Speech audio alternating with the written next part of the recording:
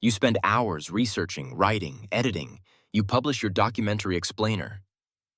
3 days later, 47 views. What happened? Why do some explainers capture millions while yours disappears into the void? The answer lies in the first 3 seconds. Not 3 minutes. Not 30 seconds. 3. That's how long you have before a viewer's thumb starts moving toward the next video. But here's what most creators misunderstand. Those 3 seconds aren't about flashy graphics or loud music.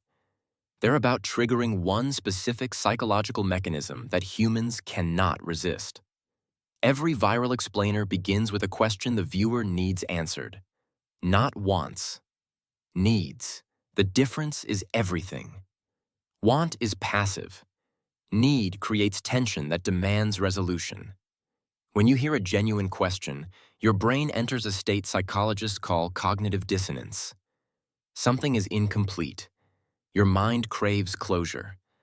This isn't manipulation. It's how human curiosity evolved. Russian psychologist Bluma Zeigarnik discovered this in the 1920s. We remember unfinished tasks better than completed ones. An unanswered question is an unfinished task your brain cannot ignore. So the hook isn't just asking a question. It's making a promise. Stay with me, and I will resolve this tension. I will complete the pattern. The first 30 seconds are a binding contract. Here's where 90% of explainers fail. They ask a question, then immediately drift into background context, historical dates, definitions. The tension evaporates. The viewer leaves. The explainers that succeed do something different. They structure information as a story.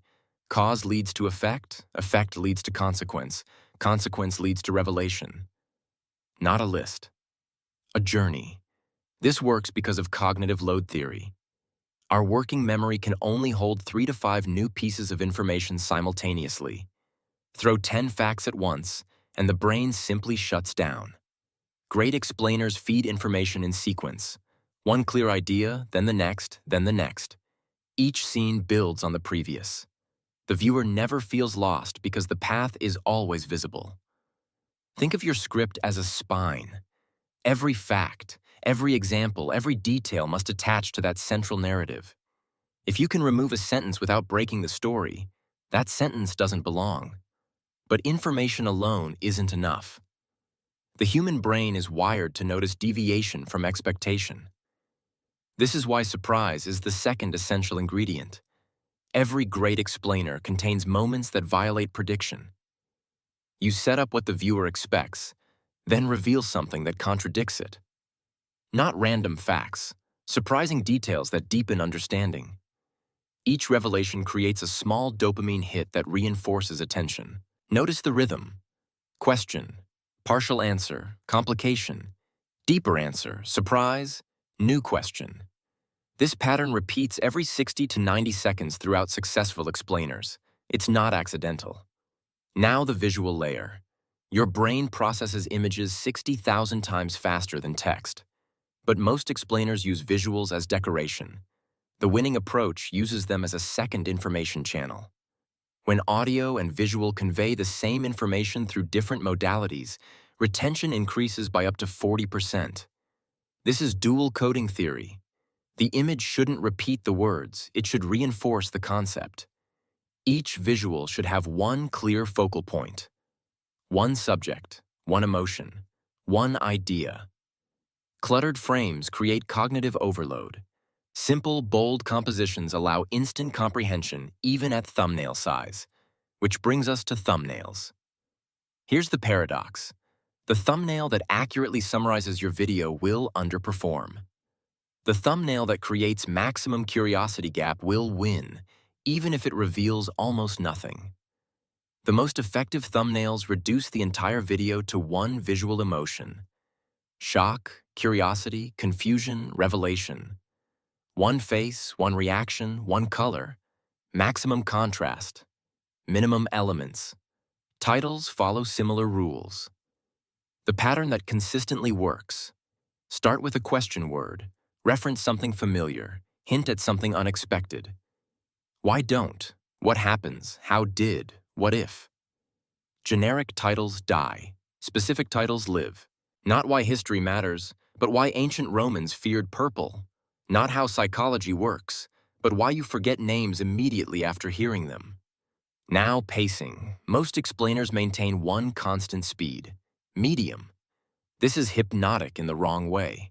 Effective pacing varies, slow for complex ideas, faster for familiar concepts, pause before revelations. Great explainers include breath moments, brief pauses where a single visual holds while the viewer processes what they just learned. No narration, no movement, just 3 seconds of integration time. Your script should average 25 to 40 words every 15 seconds. Slower than that feels padded. Faster creates overload. This specific range matches natural comprehension speed for new information. YouTube's algorithm doesn't primarily measure views anymore. It measures retention. What percentage watched how much? A video that keeps 80% of viewers for 5 minutes outranks one with 20% for 10.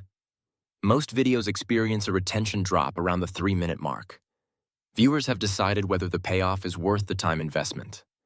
This is where you need your strongest surprise or revelation.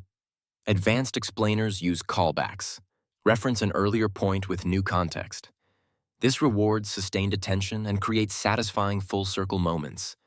The viewer feels smart for remembering. Never invent statistics, studies, or expert names. The internet fact-checks everything. One fabricated detail destroys credibility permanently. If you don't have a specific fact, acknowledge uncertainty or omit it entirely. For history and geopolitics, maintain strict neutrality. Present cause and effect without moral judgment. Let viewers form conclusions.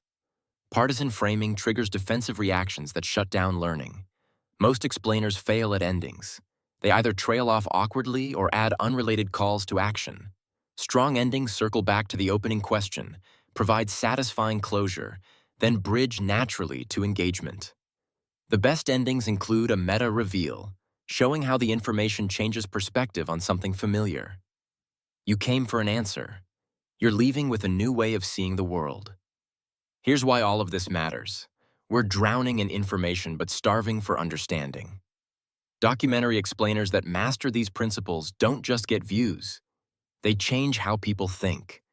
So the real question isn't why some explainers go viral. It's whether you're willing to structure information the way human brains actually learn, through story, surprise, and carefully calibrated cognitive load. If this changed how you think about documentary explainers, subscribe for more intelligence-driven breakdowns of how communication actually works. What topic should we dissect next? Let us know in the comments below.